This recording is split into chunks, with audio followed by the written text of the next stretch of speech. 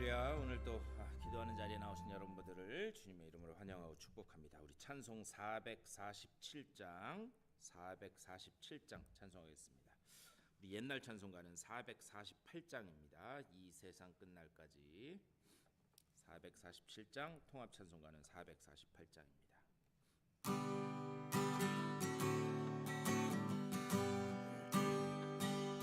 이 세상 끝날까지 주 섬겨 살리니 내 친구 되신 주여 늘 함께 하소서. 주 나와 함께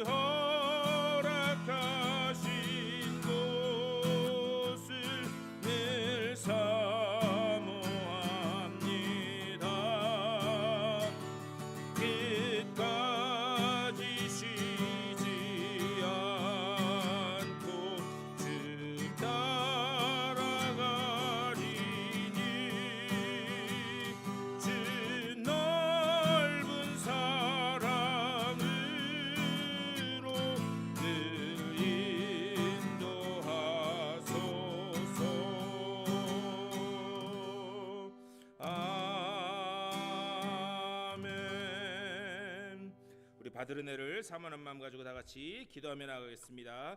주님의 크신 사랑과 은혜를 감사드립니다. 아버지, 주님께서 우리를 불러주시니 감사를 드립니다. 아버지, 우리가 드리는 예배 자리 가운데 주여 성령을 인하여 주시사 아버지와 주님의 그 은혜 온전히 충만하게 채워지는 복된 예배 자리 될 수 있도록 인도하여 주시옵소서. 아버지와 주님께서 온전히 함께 하시는 그 귀한 은혜를 맛보는 아버지의 복된 자리 주님의 은혜를 감사드립니다.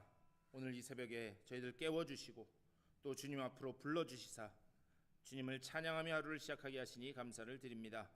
주님께서 인도하시는 그곳에 순종하며 나아가는 순종의 백성들로 세워주시고 또한 그 길 끝에 우리를 위하여 예비된 그 생명의 면류관을 향하여 나아가는 우리들의 삶이 될 수 있도록 주님 복내려 주시옵소서.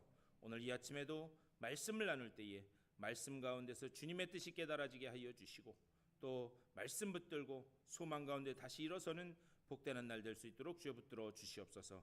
감사하고 우리 주 예수 그리스도의 이름으로 간절히 기도드리옵나이다. 아멘. 우리 하나님 말씀 보시겠습니다.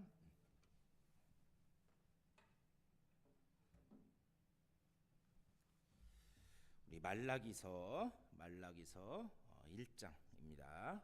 구약 성경의 제일 마지막이죠. 말라기서 1327쪽 1325쪽 뭐 여기쯤 찾으시면 나올 것 같아요.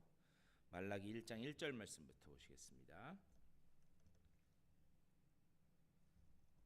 말라기 1장 1절부터 우리 5절까지의 말씀 우리 한 절씩 교독하시겠습니다. 여호와께서 말라기를 통하여 이스라엘에게 말씀하신 경고라.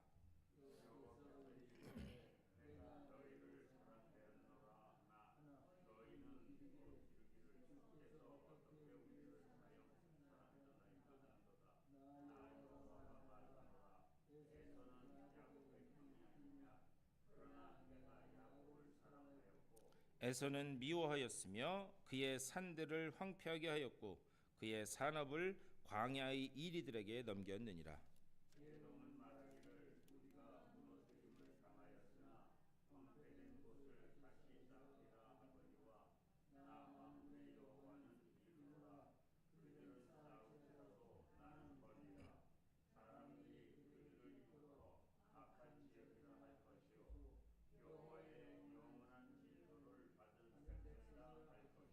우리 5절 다 같이 읽겠습니다.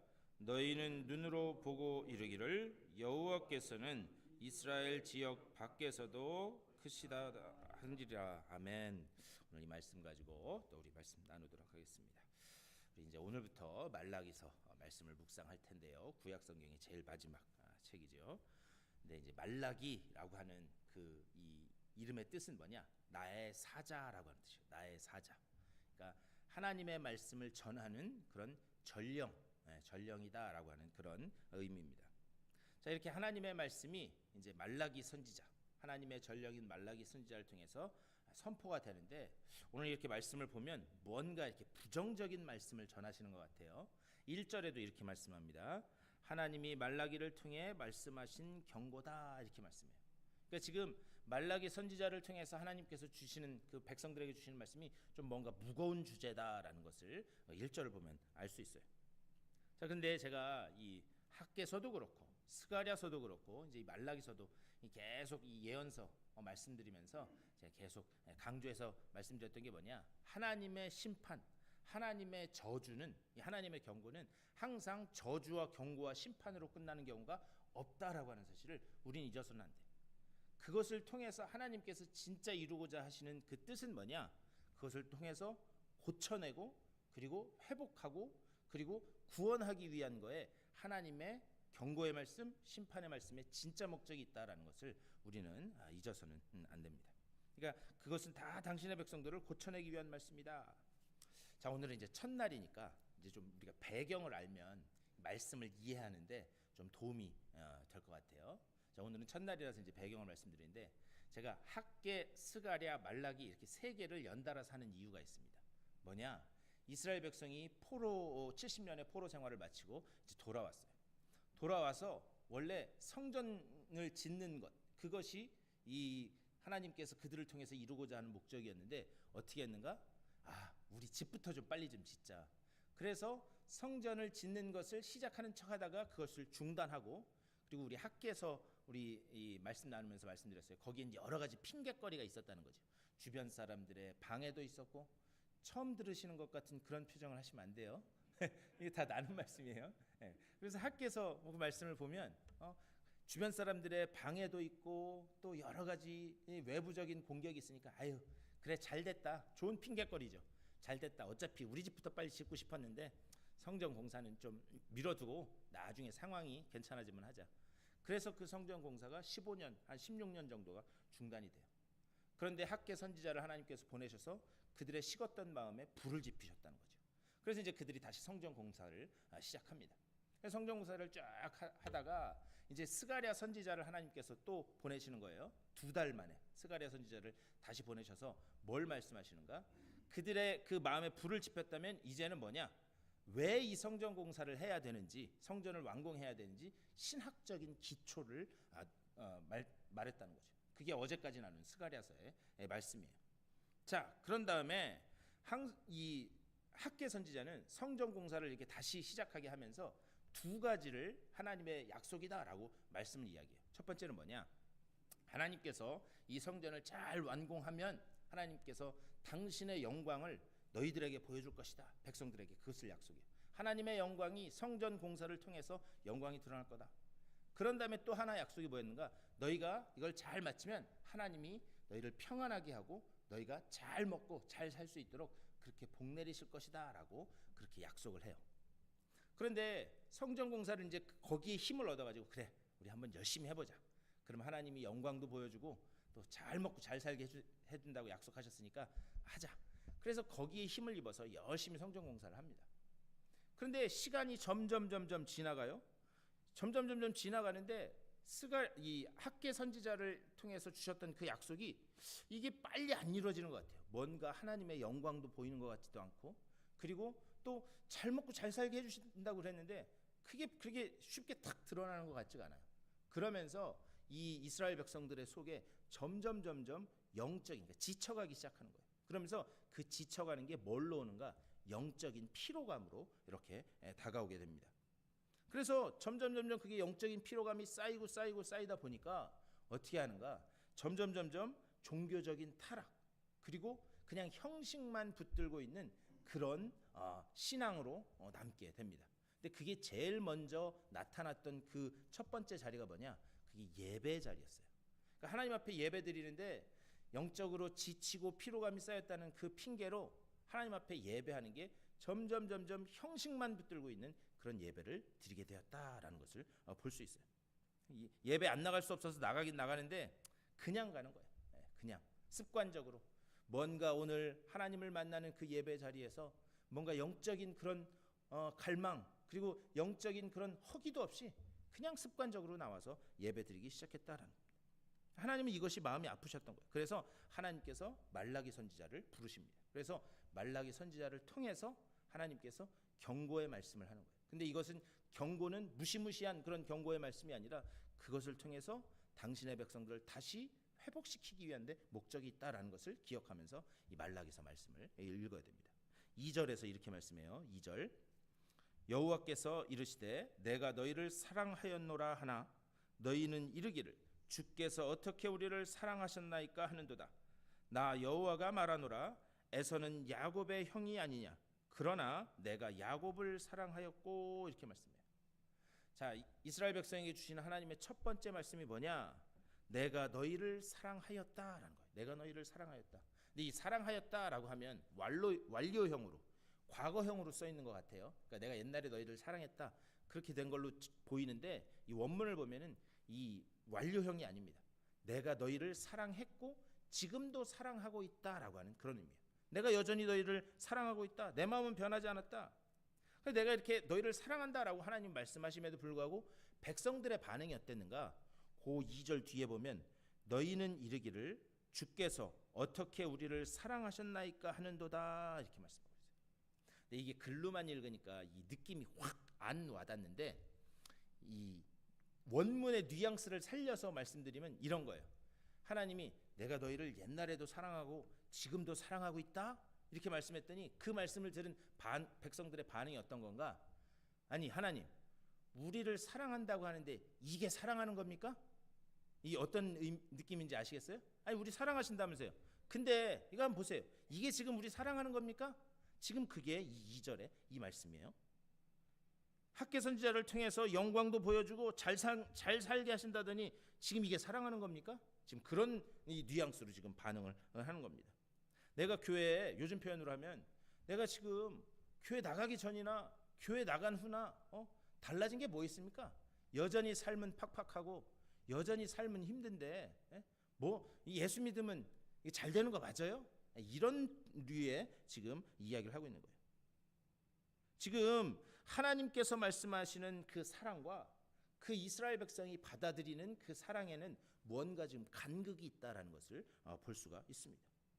그래서 하나님께서 이 이야기를 들으시고 하시는 말씀이에요. 내가 너희를 어떻게 사랑했는지 아느냐? 그게 2절 마지막 부분과 3절 첫 번째 부분이에요. 뭐냐?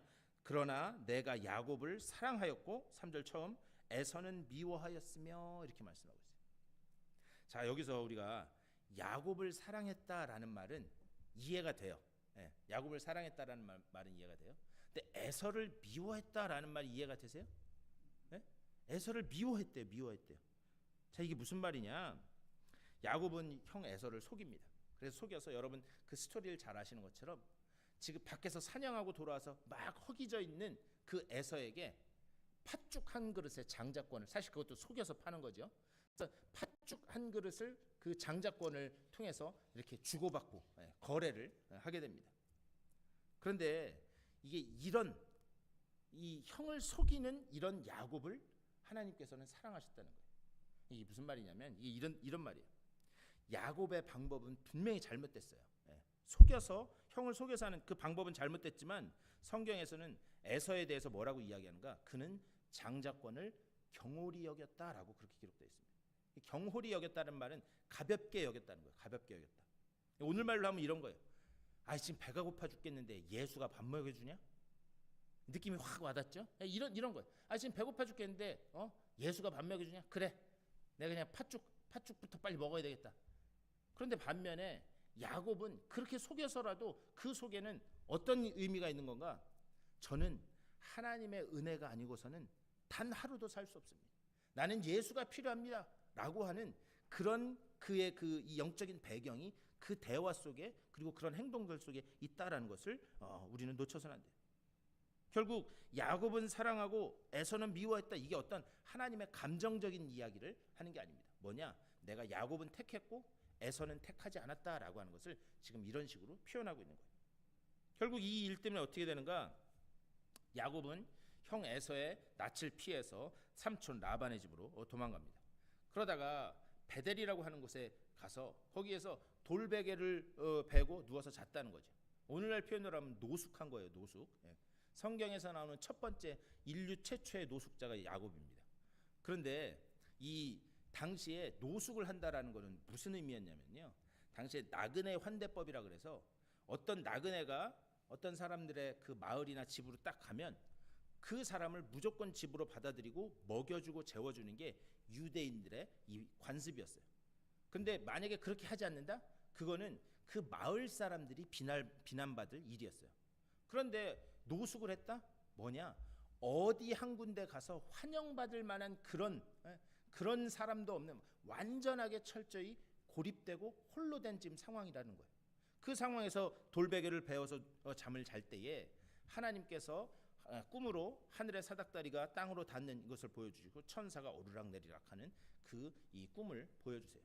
그리고 난 다음에 그 꿈을 통해 여기가 하나님의 집이었구나. 그래서 베델이라고 하는 그 이름을 짓는 거예요. 그 다음에 뭐라고 하느냐? 하나님께서 야곱에게 약속하세요. 야곱에게 약속하신 게 뭐냐? 임재하셔서 내가 반드시 너를 이 땅으로 돌아오게 할 것이고, 그리고 그때까지 내가 너와 함께 하겠다라고 약속해요. 근데 여러분 한번 야곱의 입장에서 생각해 보셨어요? 이 이야기를 이렇게 입장을 바꿔놓고 생각을 해봐야 성경을 우리가 좀 더 깊이 읽을 수 있어요. 아니, 이 땅으로 돌아오게 할 거면 왜 보내요? 제가 무슨 말씀 드리는지 이해가 되세요? 아니, 다시 돌아오게 할 거면 안 보내면 되잖아요. 그런데 하나님께서 그 길을 가게 하십니다. 그리고 난 다음에 야곱의 인생을 한번 보셨으면 좋겠어요. 이 약속을 받은 이후로 야곱의 인생이 얼마나 꼬이는지 아시나요? 그가 삼촌한테 가서 임금도 떼어먹힙니다.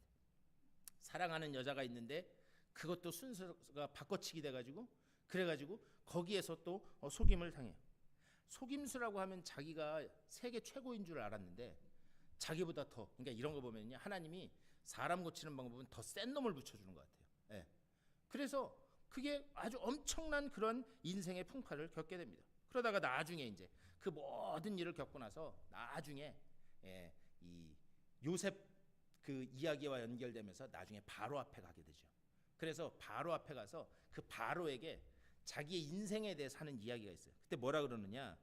내 나그네 세월이 우리 조상들에게는 미치지 못하지만 내가 눈붙일 겨를도 없이 험난한 세월을 보냈나이다. 이렇게 얘기해. 딱 그 한마디에 나오는 눈붙일 겨를 없이 험난한 세월을 보냈나이다. 그런데 여러분 한번 생각해 보세요. 하나님께서 야곱을 택하시고 내가 반드시 이 땅으로 돌아오게 할 거고 내가 그때까지 너를 떠나지 않고 너와 늘 함께 하겠다. 이렇게 약속하셨어요. 그렇게 약속했다면, 하나님께서 그렇게 선택했다면 우리의 기대처럼 그가 편안하고 안락하고 높은 자리에 앉고 그렇게 해야 될 텐데 그의 인생 말미에 가서 하는 자신의 인생에 대한 평가가 뭐냐? 험난한 세월을 보냈다. 과연 이게 선택된 백성의 삶으로 보이는가? 제가 이 스토리를 이렇게 길게 말씀드린 이유가 있어요. 지금 이 말라기 선지자의 말씀을 듣는 이스라엘 백성들 속에 지금 이런 질문이 있었던 거예요. 아니 하나님, 영광도 보여주고 복도 내리고 잘 살게 하신다고 하시더니 과연 이게 지금 우리가 잘 사는 겁니까? 이런 질문이 이 말라기 선지자의 말씀을 받는 이스라엘 백성들 속에 있었다는 거죠. 제가 앞에서도 말씀드렸지만 하나님의 사랑 그리고 이스라엘 백성들이 기대했던 그 이 사랑과는 간극이 있었다라고 하는 사실이에요. 그런데 창세기 49장 거기 보면은요, 이제 야곱이 죽게 되었을 때 아들 12명을 다 부릅니다. 그런 다음에 아들 하나하나한테 축복하는 기도가 창세기 49장 50장에 나와요. 그런데 거기 보면 야곱이 하는 이야기가 있어요. 특별히 창세기 49장 26절 말씀에 보면 거기 이렇게 이야기해요. 네 아버지의 축복이 내 선조의 축복보다 낫다라고 그렇게 이야기하고 있어요. 요셉에 대해서 복을 빌면서 내 아버지의 축복이, 요셉의 아버지의 축복은 누구를 이야기하는 거예요? 요셉의 아버지가 누구예요? 야곱. 근데 3인칭처럼 이야기하는 거예요. 내 아버지의 축복, 그러니까 내가 받은 축복이 네 선조들의 축복보다 훨씬 낫다라고 그렇게 이야기합니다. 근데 여러분 잘 보면, 성경을 잘 보면은요, 사실 야곱보다 더 복받은 게 누구였느냐? 아버지 이삭이었어요. 재산 규모를 봐도 야곱은 많이 가진 건 같았지만 그거 나중에 훅 불고 하나님이 한 번에 훅 부시니까 그냥 다 날아갑니다. 그래서 이 세상적으로 보면 훨씬 돈이 많았던 거는 이삭이었어요. 근데 여기서 뭐라고 이야기하는가? 네 아버지의 축복이 내 선조의 축복보다 낫다. 내 아버지, 그 위에 할아버지 아브라함, 그들보다 내가 받은 복이 더 컸다. 이 무슨 얘기인가? 이것은 물질적인 복을 이야기하는 게 아니에요. 대신에 이건 뭐냐? 이 세상에서 나보다 하나님 많이 겪어본 사람 있으면 나보라 그래. 이런 얘기야. 그러니까 나보다 하나님에 대해서 많이 겪어보고 많이 알아본 사람, 그런 사람 없다라고 하는 그런 이야기입니다. 마치 이런 거예요. 학교 다닐 때 사고만 치고 다니던 자녀가, 아들이 장성해서 자기가 자식을 낳았을 때 부모님 마음을 더 잘 알까요? 아니면 모범생으로 공부만 열심히 하다가 그러다가 이렇게 잘한 사람이 부모님 마음을 더 잘 알까요? 제 친구 중에, 제가 초등학교 때부터 친구인데, 하여튼 초등학교 때부터 공부하는 것보다 노는 걸 더 좋아하던 친구예요. 노는 걸 더 좋아하던 친구인데, 하여튼 뭐 중학교 고등학교 계속 같은 반이었어요, 그 친구랑. 그래서 지금도 한국 가면 아주 친하게 지내는 친구인데, 그런데 그 친구가 뭐 공부를 안 했으니 대학교도 못 가고 뭐 그러다가 군대를 갔다 와서, 그래서 우연히 어떤 한 직장에 들어갔는데, 이게 건설하는 회사인데 거기 들어가서 또 거기에서 길이 또 잘 열렸어요. 하고 지금 제 친구들 중에 제일 잘 나가. 의사, 변호사 다 소용없죠. 그 친구가 최고인 것 같아요, 제가 보니까. 그런데 그 친구가 그렇게 학교 다닐 때 부모님 속을 이렇게 썩이더니 지금 뭐 아버님, 어머님 다 돌아가시긴 했지만 그 친구가 지금까지도 이 아버지, 어머니에 대한 애틋한 마음을 가지고 있더라고요. 그 아버지가 얼마 전에 암으로 돌아가셨는데, 그랬는데 그 월남전 참전용사셨어요. 그랬는데 그 아버지 돌아가셨는데 월남전 참전용사 뭐 이렇게 어디서 무슨 뭐 국가유공자 뭐 이런 걸 해가지고 국립묘지에 이렇게 안장되는 뭐 이런 것들을 다 해가지고 그래가지고 저한테 이렇게 보내왔더라고요. 그러니까 비록 부모님은 돌아가셨지만 자기가 속썩인 것을 아니까 부모님 마음을 훨씬 잘 아는 거예요. 제가 이 말씀 왜 드리냐면 지금 야곱의 심정이 그렇다는 거예요. 야곱이 하나님이 약속하셔서 부르셨지만 그가 삼촌 라반 집에 가가지고 엄청난 그런 고생을 당하고, 그리고 뭔가 많이 모은 것 같았는데 하나님이 한번 훅 불어보니까 한꺼번에 다 날아가게 됩니다. 그리고 난 다음에도 어떻게 형의 이 낯을 피해서 돌아갔다 다시 돌아오면서도 거기서도 수많은 그런 속임수와 이런 것들을 해요. 그런데 결국 그러다가 야복 강가에서 그가 하나님을 만나게 됩니다. 그래서 야복 강가에서 거기서 그의 이름이 야곱에서 이스라엘, 앞으로 네 이름이 이스라엘이다, 이렇게 하나님께서 이름을 바꿔주세요. 그런데 더 놀라운 사실은 뭔지 아세요? 하나님이 야, 하나님과 겨루어 이겼다 이스라엘 이름을 했는데 그 뒤에 기록된 걸 보면 계속 이스라엘이라고 안 불러요. 계속 뭐라고 불러요? 야곱이라고 불러요. 야곱. 그러니까 하나님이 그렇게 싸워서 이겼다라고 할 정도로 이름도 바꿔주고 했는데도 여전히 그 속에는 고치지 못하는 옛날의 그런 모습들이 나타난다라고 하는 그런 사실입니다. 그러다가 그가 나중에 조금씩 하나님에 의해서 다듬어집니다. 그렇게 다듬어지다가 결국에 나중에 인생의 마지막에 가서 깨달은 게 뭐냐? 아, 하나님으로부터 떨어지지 않는 것, 그게 진짜 복이구나. 그것을 그가 나중에서야 깨닫게 돼요. 아, 하나님께 붙들려 있는 것이 이게 큰 복이구나. 그래서 여기서 창세기 49장에서 네 아버지의 축복이 내 선조의 축복보다 나았다. 나보다 하나님 많이 아는 사람 있으면 나와보라 그래. 이런 인생의 풍파를 겪으면서 나는 어떻게든 하나님으로부터 떨어지지 않으려고 나는 그렇게 발버둥 치면서 살아왔다. 너도 그렇게 살아야 된다라고 하는 그 복을 비는 장면을 볼 수가 있다라고 하는 사실이에요. 이것이 하나님이 우리를 대하시는 방식과 인간이 기대하는 그런 사랑의 방식의 차이다라는 것을 잊어서는 안 됩니다. 가장 큰 복은 뭐냐? 시편 73편 28절 말씀처럼 하나님께 가까이함이 내게 복이라. 하나님께 붙어있는 것이 가장 큰 복인 줄 믿습니다. 삶은 고달플 수 있어요. 환경은 내 뜻대로 움직이지 않을 수 있어요.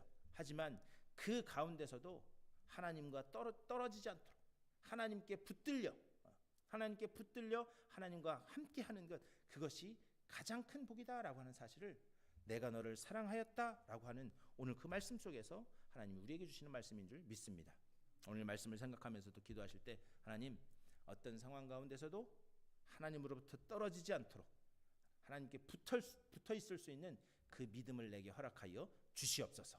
오늘도 이 말씀 가지고 기도하심으로 오늘 하나님이 주시는 놀라운 은혜 가운데, 소망 가운데 걸어가는 복되는 날 되시기를 주님의 이름으로 간절히 축원합니다. 우리 말씀을 생각하면서 또 우리 교회를 위해서, 특별히 몸과 마음이 아픈 분들을 위해서 여러분들의 개인적인 기도의 제목들을 놓고 기도하시고, 우리 매번 가는 맥도날드 가서 우리 친교하시고 돌아가시도록 하겠습니다. 우리 다 같이 한 목소리로 기도하며 나아가겠습니다. 우리 주님의 크신 사랑과 은혜를 감사드립니다. 아버지, 이 오늘 아침에도 저희들 불러주셔서 기도함으로 하루를 살아가게 하시니 감사드립니다. 아버지, 하나님으로부터 떨어지지 않는 것이 가장 큰 복임을 깨닫게 하여 주시옵소서. 하나님께 붙들려 있는 것이 가장 큰 은혜임을 깨닫게 하여 주시옵소서. 하나님께 가까이함이 내게 복이라 하나님 말씀하신 것처럼 아버지, 정말 우리가 주님께 늘 붙들려 있어서 어떤 상황 가운데서도 비록 나의 생각과 아버지 정말 나의 계획은 내가 원했던 것과는 다를지라도 하나님은 가장 좋은 길로 우리를 예비하시고 가장 선한 길로 우리를 인도하실 것이라고 하는 그 믿음을 가지고 걸어나가는 주님의 복된 백성들 다 될 수 있도록 인도하여 주시옵소서.